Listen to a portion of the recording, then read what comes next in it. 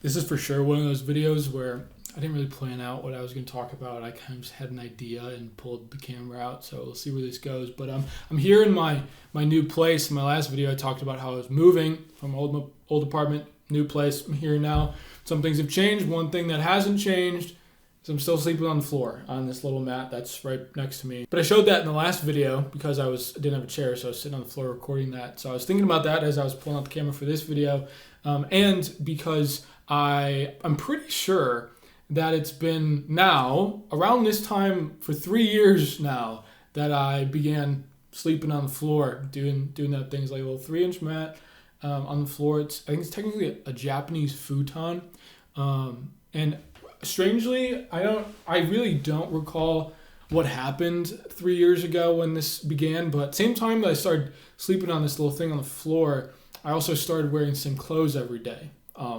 And that was 3 years ago. I made a video about the clothes thing. And this video is probably actually not going to be about sleeping on the floor that much, but I was just thinking about the whole like having no bed thing and wearing the same clothes. And this is kind of like a material simplicity and a material poverty thing on some level for me, because that's a good thing. And I mean, it comes up in the Gospels all the time. Jesus there's a story of the rich young man. Jesus tells him, sell all you have, give to the poor, and come follow me. Jesus sends out his apostles, and he tells them, don't bring a second tunic, don't bring a clothing, or don't bring a bag of money with you. So there's some sense of material poverty in the Gospels and being a disciple of Jesus. And he says how hard it is for the rich to enter the kingdom of heaven. So I think that there's something very good about material simplicity and poverty, and probably most of us could benefit from some amount of material poverty, but I think it's at the service of the deeper reality of spiritual poverty. And as I was just thinking about all this stuff 5 minutes ago, what does Jesus mean when he says first beatitude is blessed are the poor in spirit, for the kingdom of heaven is theirs? What does poverty in spirit mean? Because I think we can have some idea of like material poverty, and we can see it in the people maybe who live on the streets who don't have as much, or homeless people that we interact with. And on some level, there's like an association with them by like religious who take vows of poverty. But it again is on some level, whether you are in control of that poverty or not in control of that poverty, hopefully it can be at the service of this poverty in spirit. And maybe to take a hack at what that means. I read today in the book Interior Freedom by Jacques Philippe, which, shout out Jacques Philippe. If you haven't read any books by Father Jacques Philippe, he has a bunch of books that are just like really short but like deep, spiritually beneficial for me. I've read a few of them. But the book Interior Freedom I've been reading right now, it's done a lot for me. But he said something in the book today as I was reading about seeing yourself as God sees you, as a poor child, possessing nothing, receiving everything, who's infinitely loved and totally free, which I love. And I think it maybe in some way encapsulates this idea. I'm a poor child who possesses nothing, receives everything, and is infinitely loved and totally free.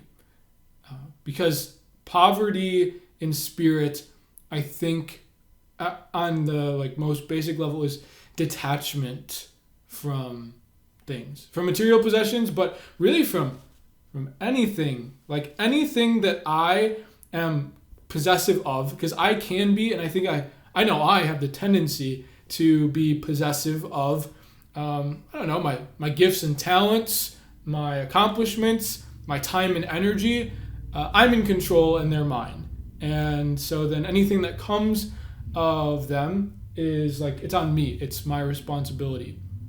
And the burdens and the weight and the stress and anxiety of achieving and accomplishing and fulfilling and satisfying all then comes on me, because I am in charge and I'm in control and everything is mine. And on another level, I can't allow the Lord into my life as much if I am so possessive and so attached and so in control.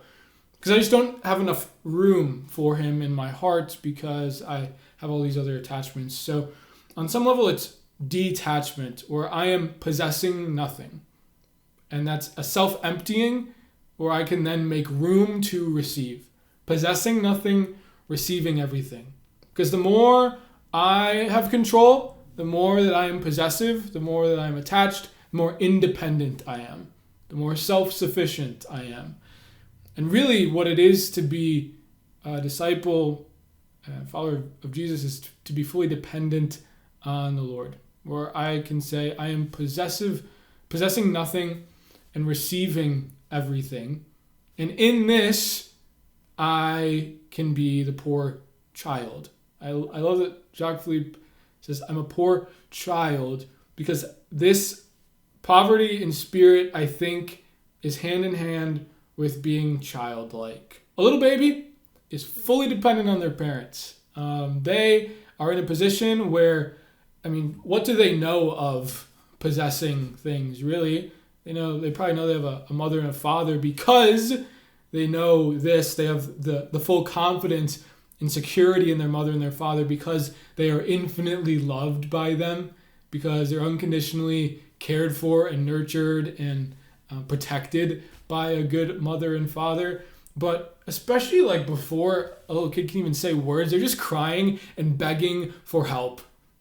Just like all the time, to be fed, to have a diaper change, to be put down for a nap, or everything is in this place of full dependence where they're possessing nothing and receiving everything. But the one thing that they do have is this full confidence that they're infinitely loved.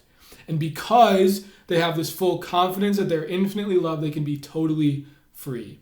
What it means, what comes to mind when I think about being a kid, being childlike, is this freedom, where the burdens, the weight of the world, the stresses, the anxieties are gone, and there is this joy and there is this freedom just to be a kid. Because I'm infinitely loved by a good father, and I'm taken care of, and I'm seen, and I'm known, and I'm loved. And I can know that more and more fully when I am possessing nothing and receiving everything from this good Father who just pours out grace and love upon me. Jesus says, blessed are the poor in spirit, for the kingdom of heaven is theirs. And Jesus talks a lot about like what the kingdom of heaven is like, and he gives a lot of parables.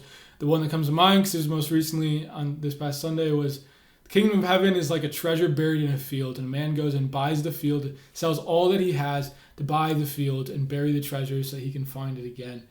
And the idea is like the treasure here is something that maybe seems completely of no value to the world because it's relationship with Jesus Christ.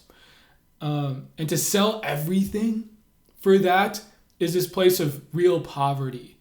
Because to the world, that looks like a raw deal where I'm giving up everything and detaching from everything the world offers to be attached to only the one thing and dependent on the one thing, which is this great treasure of divine life. The reality is that treasure is to be infinitely loved.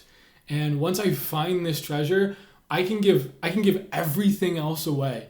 I can be fully detached and I can be possessing nothing. I don't need to be in control of my life. I don't need to be self-sufficient. I don't need to be the one who is like fully responsible for the weight and the burden of accomplishing things and making something of myself.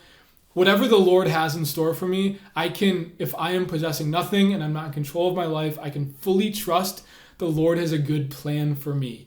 And if I can trust that, I know that if he has a good plan for me, I'm infinitely loved and I can be truly free. And I can live as a child of God, fully dependent on the Lord, and the stresses and burdens and anxieties fade away, and I'm filled with a joy. And this is poverty of spirit, that if I am someone who's poor in spirit, then the kingdom of heaven is available to me, which is infinite love and total freedom. I'm trying to figure out how to tie in the like sleeping on the floor thing again, because I'm probably going to put it in the title, but this is really mostly just about poverty in spirit. But stuff that we interact with materially, because we are body and soul, the material world impacts us in our spiritual life as well. So small practices of material poverty where I can detach from things materially, I think also help us spiritually to detach and give up control, and just to be more dependent on the Lord. Because this is the good place to be, that we can experience the glorious freedom of the children of God, as St. Paul says in Romans. I love this. Romans 8:21. To experience the glorious freedom of the children of God, to be poor in spirit, to be fully alive, possessing nothing, receiving everything, infinitely loved, and totally free. This is a good place to be. Oh, that rhymed. Bars.